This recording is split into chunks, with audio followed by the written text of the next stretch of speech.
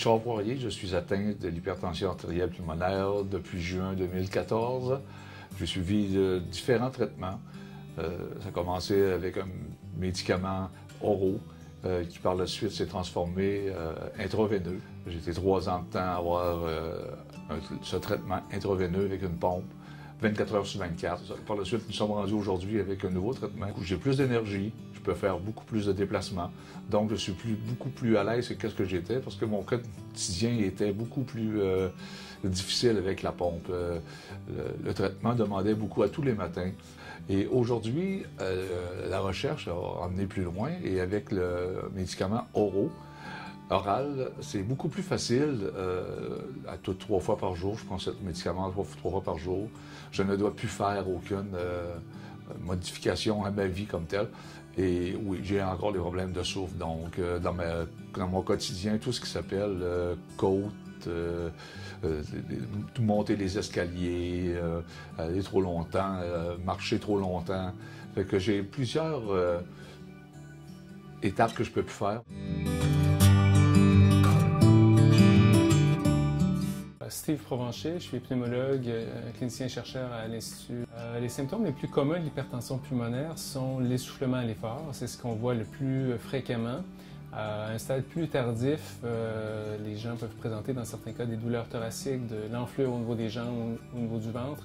Et à un stade vraiment plus tardif, parfois les gens ont des syncopes, des pertes de conscience à l'effort.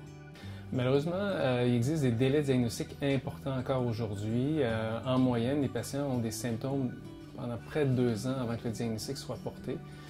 Et les gens consultent en moyenne 5 à 7 médecins différents avant d'en arriver à un diagnostic précis d'hypertension pulmonaire. La majorité des patients sont diagnostiqués dans ce qu'on appelle une classe fonctionnelle 3 à 4, c'est-à-dire des gens qui ont des symptômes en faisant très peu d'efforts, par exemple marcher sur un terrain plat.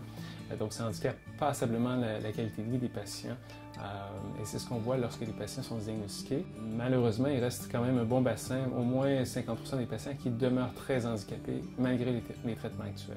L'hypertension artérielle pulmonaire, qui est un type d'hypertension pulmonaire qui nous intéresse plus particulièrement, c'est une maladie qui est relativement rare. On pense 5 à 10 000 Canadiens environ. Et donc, recruter ce type de patient-là, c'est un défi dans le cadre d'une étude clinique. Et donc, pour rendre cette étude-là possible, on a besoin de plusieurs collaborateurs au Canada, mais également dans le monde, pour réussir à recruter les patients nécessaires à la réalisation de cette étude-là.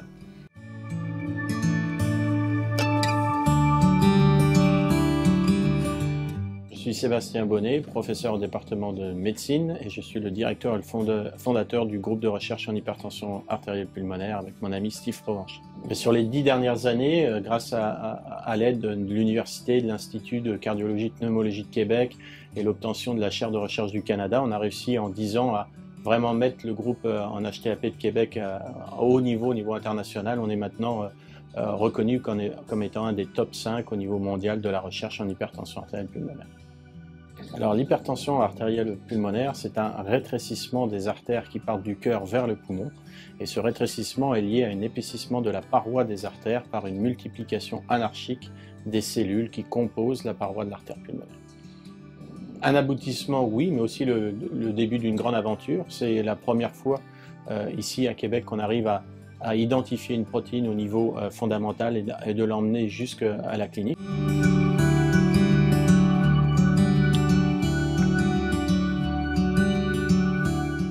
Les patients sont toujours c'est les premiers supporters du groupe de recherche ici à l'UCPQ, sont toujours demandeurs à participer à des études, ils donnent beaucoup de leur personne, beaucoup de leur temps. Et donc c'est les premiers fans du groupe et nous c'est notre source de motivation exceptionnelle.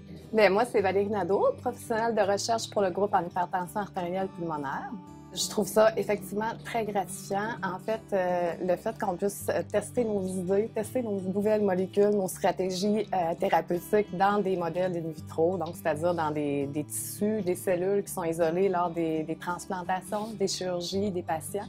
Puis de plus en plus les amener, disons, vers les études cliniques dans des modèles in vivo et éventuellement donc même les tester chez des cohortes de patients en études cliniques.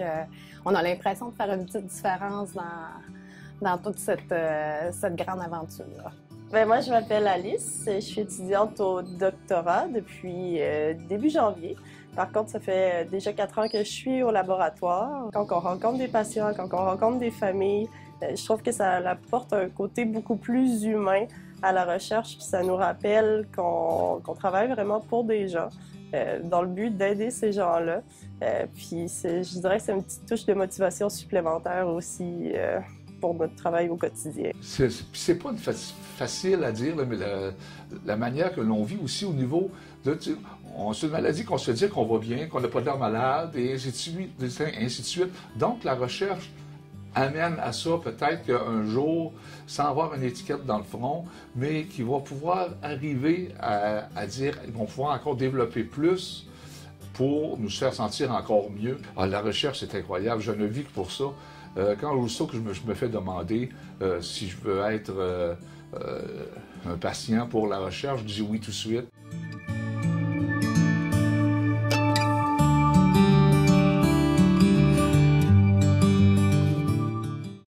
On a créé ça avec Steve Provencher. Depuis les 10 dernières années, on a eu à peu près une quinzaine de professionnels de recherche qui sont passés dans le groupe. Il y en a encore 8 qui sont présents avec nous. On a gradué pas loin d'une trentaine d'étudiants sur les 10 dernières années. Au niveau des publications, plus d'une centaine de publications. Donc un accomplissement qu'on est très fiers. On est très fiers de notre groupe et très fiers des membres du groupe de recherche en hypertension pulmonaire. Ça a été initié en 2012. Et les premières publications sur la protéine BRD4, c'était 2015. Et ensuite, on a fait une étude multicentrique préclinique, qui était la première réalisée dans le monde en hypertension artérielle pulmonaire, où là, 4 centres indépendants dans le monde ont validé les effets thérapeutiques de la molécule de resvéralogique sur l'hypertension artérielle pulmonaire. Donc la première étude multicentrique préclinique a été faite ici et initiée par le groupe en hypertension artérielle pulmonaire. Mon nom c'est Ève Tremblay, je travaille comme professionnelle de recherche ici dans le groupe sur l'hypertension artérielle pulmonaire depuis 2011. Je trouve que mon travail est super gratifiant parce qu'on voit vraiment avec la biobanque que nous avons bâtie au cours des années à l'aide des échantillons que les patients nous fournissent, on est capable de créer vraiment une continuité à partir du patient, de la cellule jusqu'à encore le patient, mais plus vers la recherche du médicament qui va peut-être les guérir un jour. Ça fait environ 5 ans que je suis pour le groupe en hypertension artérielle pulmonaire. Ce que je retire, c'est beaucoup de valorisation, beaucoup de connaissances au fil des années. Donc, la chance aussi de pouvoir participer à différentes études, puis peut-être même, je dirais, un lien qui est plus proche avec les patients que ce que j'ai connu auparavant.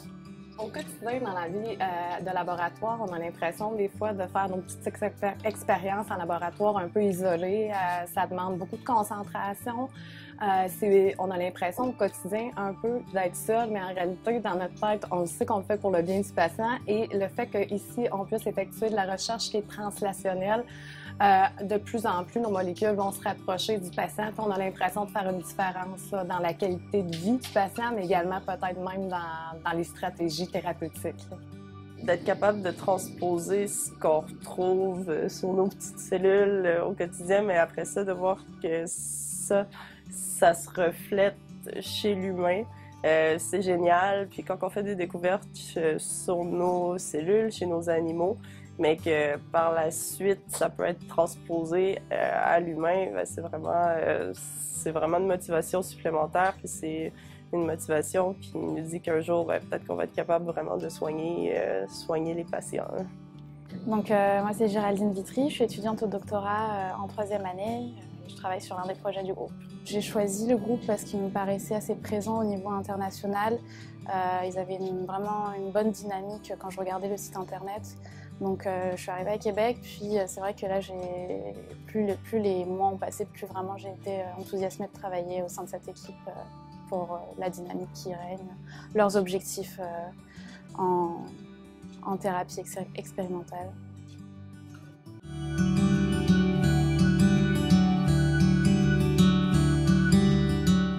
Alors, j'ai posé très bonne question. Ça. Pourquoi j'ai fait de la recherche par curiosité, toujours essayer de repousser les limites, L'hypertension artérielle pulmonaire est une maladie passionnante parce qu'elle a vraiment différents visages, différents aspects, à la fois des grandes similitudes avec beaucoup d'autres maladies, mais aussi des choses uniques.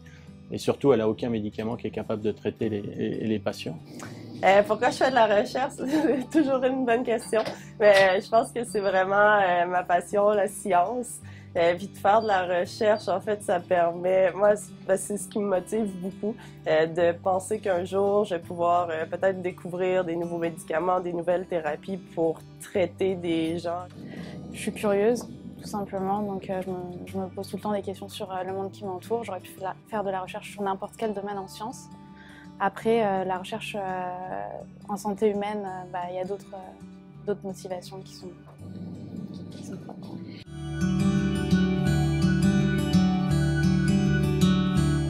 En aidant tout le monde, ça l'aide encore plus la recherche, parce que s'ils n'ont pas de patients qui veulent aller à la recherche, ben ils ne pourront pas faire grand-chose, mais on est plusieurs aussi qui veulent avoir la recherche, donc la recherche est très importante pour nous.